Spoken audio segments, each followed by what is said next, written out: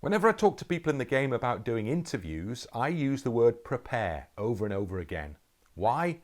Because experience has taught me that very often football people think they can just turn up and do an interview in any situation, simply because they know about football.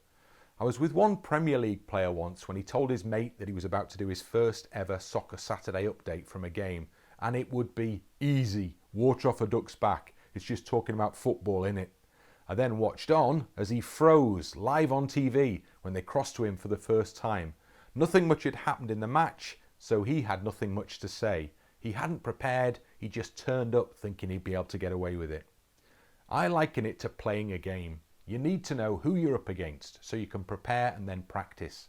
That'll better improve your chances of putting in a good performance.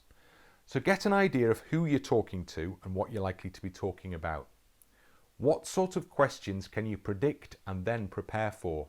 Your team's recent form, your own performances, and the bigger picture issues. Is the manager under pressure? Was there a racist incident at your last game? What's likely to be on the agenda? If you're ready for all of that, you should be confident that you can deal with whatever comes your way. That's the key. If you can anticipate danger, you can better navigate your way around it.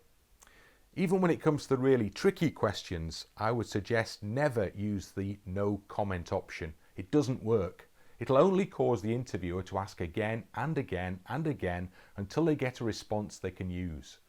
Much better to give them what they want straight away. An interviewer generally needs about 20 seconds worth of material, so try this. I'm not surprised you've asked me about that. It's a topic a lot of people are talking about, I know, but it's a really difficult question for me to answer. I've just not got the knowledge. I'm sure there are people much cleverer than me who'll be dealing with it properly. So the interviewer's asked the question and you've answered it at some length, so now we can all move on. Most interviews aren't about tough questions, to be honest. They're about football, a game that people get very passionate about. To many fans, football is life. Even when to you, maybe it now feels a bit more like a job. Don't ever forget them. You're speaking to them when you do an interview, not the person holding the microphone.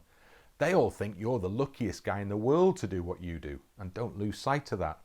So they want to see you happy or sad, excited or angry, just like they are. You don't need to go mad about this, but you can use a simple trick to give a sense that you kind of get it. You could use power words, fantastic, brilliant, wow, boom, just to lift it, give it some energy. And that energy is another key element.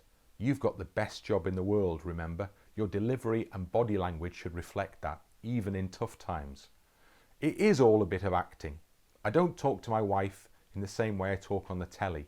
I might mumble away to her, but I've got to try and get people's attention on TV or even in these tutorials, so I need to work a bit harder, inject a bit more energy to keep you engaged. I need to find interesting ways of saying things and not just trot out old cliches. That's my game plan. The best interviews I've done with footballers have all had these elements: energy, passion, engagement, based on the confidence to talk gained through proper preparation and practice.